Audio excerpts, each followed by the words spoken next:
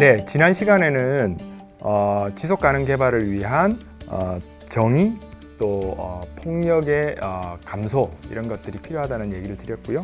네, 그거를 위해서는 정부의 노력 또 정부의 역할을 보완하기 위한 비정부 조직의 필요성에 대해서 간략하게 말씀드렸습니다. 그래서 비정부 조직은 정부가 가지고 있지 못한 그런 여러 가지 장점을 가지고 있습니다. 첫 번째 장점으로는 비정부 조직은 자발적 단체입니다. 정말 어떤 그런 대의를 위한 그게 뭐 아동일 수도 있고요, 여성일 수도 있고요, 혹은 외국인일 수도 있고요. 이런 어떤 대의를 위한 그런 목적을 위해서 자발적으로 만든 단체이기 때문에 훨씬 그런 분야에 대해서 더 열정을 가지고 더 가까이서 일을 할 수 있고요. 또 조직이 작다 보니까 신속한 의사결정을 할 수 있습니다. 그래서 어떤 급박스러운 상황이 생겼을 때 그런 상황에 대해서 신속하게 의사결정을 하고 도움을 드릴 수 있는 그런 장점이 있습니다.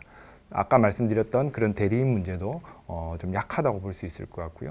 또 독자성과 전문성을 가지고 있습니다. 아무래도 정부 조직 같은 경우에는 개별 아주 세세한 사항에 대해서는 전문성이 부족할 가능성이 많고요.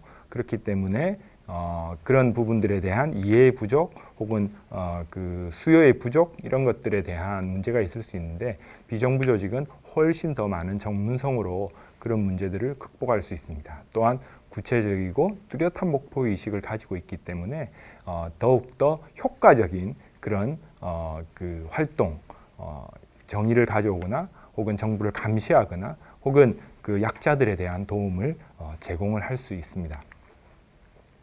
그래서 여러 가지 비영리 단체들이 국제적으로 생겨나고 있고요. 우리나라도 마찬가지로 아주 빠른 속도로 비영리 단체가 생겨나고 있습니다. 여기서 보시면 2014년도에 12,000개 정도의 그 비영리 단체가 정부에 등록을 했었는데요. 2020년 같은 경우에는 15,000개 이상의 그런 비영리 단체가 정부에 등록을 하였습니다.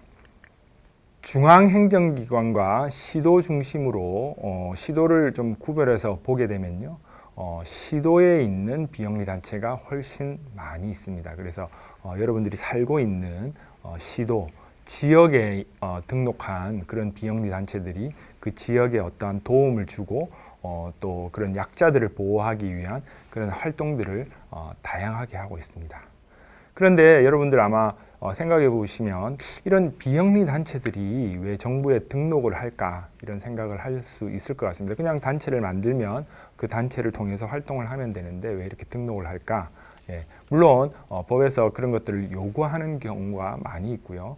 그 다음에 두 번째 이유는 이런 정부의 등록을 통해서 정부로부터 이 활동에 대한 지원을 받을 수 있습니다. 예, 당연히 정부가 하지 못하는 그런 영역에 대한 활동이기 때문에 정부는 예산으로 비영리 단체에 대해서 여러 가지 지원을 행하고 있습니다.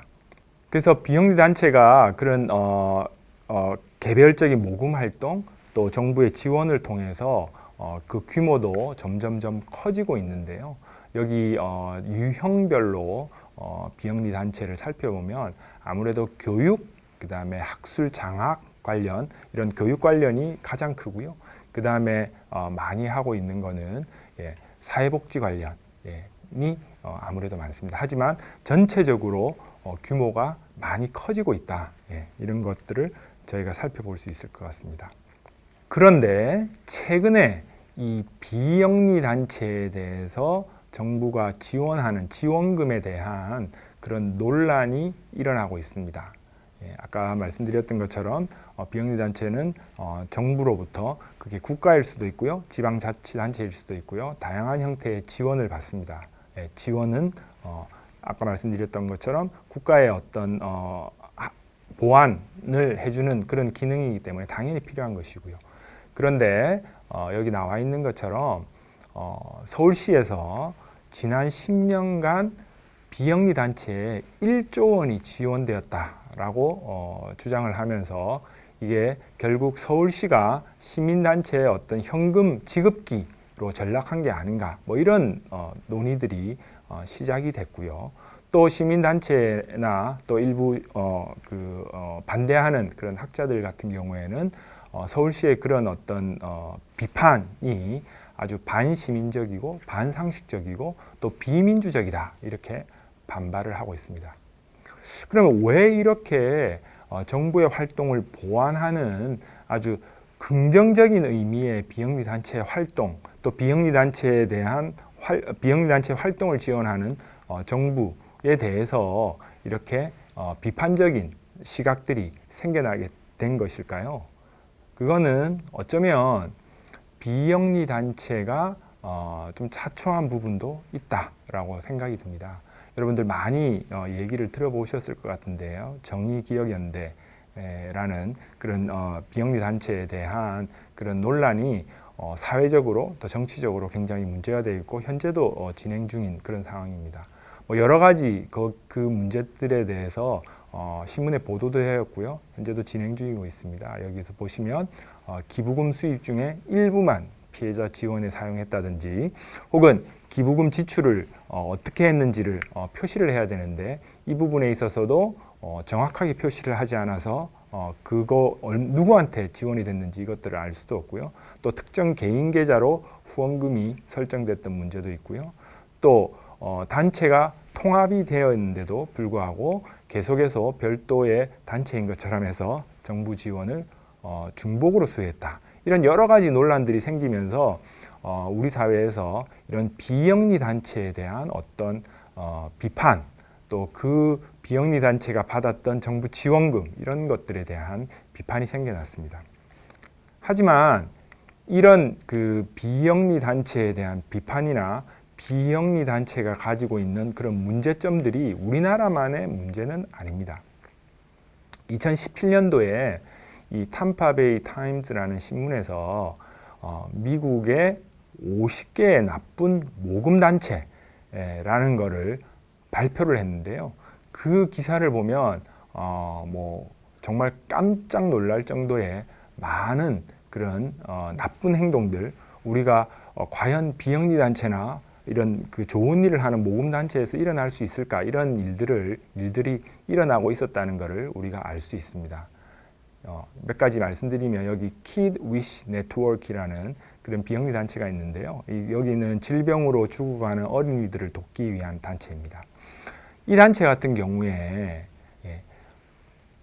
이 신문사에서 조사를 했더니 1달러 모금 중에서 3센트만 실제 어린이를 돕는데 사용했다라는 것을 확인할 수 있었습니다. 즉 3% 정도만 실제 그 단체의 어떤 목적인 어린이를 돕는데 사용했다라는 것을 확인할 수 있었고요. 또 대부분의 모금액은 그 모금액이 사용된 용처를 봤더니 단체를 운영하는 그 운영자들, 직원이 되겠죠. 그 다음에 모금을 진행했던 그런 기업에 지급이 되었다라는 것을 확인을 했습니다. 그래서 10년 동안에 1,320억 원, 우리나라 돈으로 이 정도의 큰 금액을 모금을 진행했던 기업, 그러니까는 외부의 모금자를 모집하고 그 사람들로부터 여기에 모금해달라고 이렇게 활동을 했던 그 기업들에 지급됐다는 것을 확인을 했고요. 또 6억은 단체 설립자 혹은 설립자가 세운 자문회사에 지급됐다는 것을 확인을 할 수 있었습니다. 그래서 이 어린이들을 돕기 위한 단체가 과연 어린이들을 위해서 돈을 썼는지 아니면 자신의 이익을 위해 썼는지 정말 구분이 안 될 정도로 방만하게 이렇게 운영이 됐었다라는 것들을 확인을 할 수 있었고요.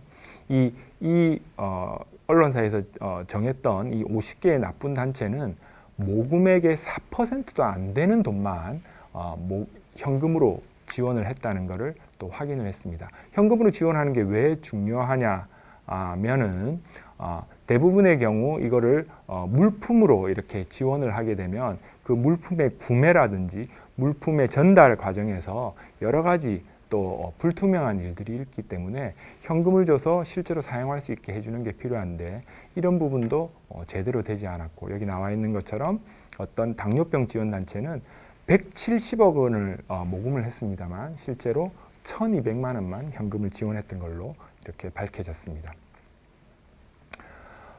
또한 그 어떻게 기부금을 썼는지 그 기부금 내역에 대해서도 비공개하거나 또는 허위 공개하는 경우가 많이 있었다는 것을 알 수 있었고요. 그래서 단체 운영자에게 비밀로 급여를 주거나 혹은 지인 회사를 통해서 자문비 지급을 하고 그거를 통해서 자기가 이익을 취하는 이런 행동들도 있었고요. 또 여기 있는 암 환자를 지원하는 단체 같은 경우에는 22억을 8년 동안 단체 회장의 아들에게 지급하는 그런 일들도 있었습니다. 그래서 전체적으로 투명하지 않은 회계.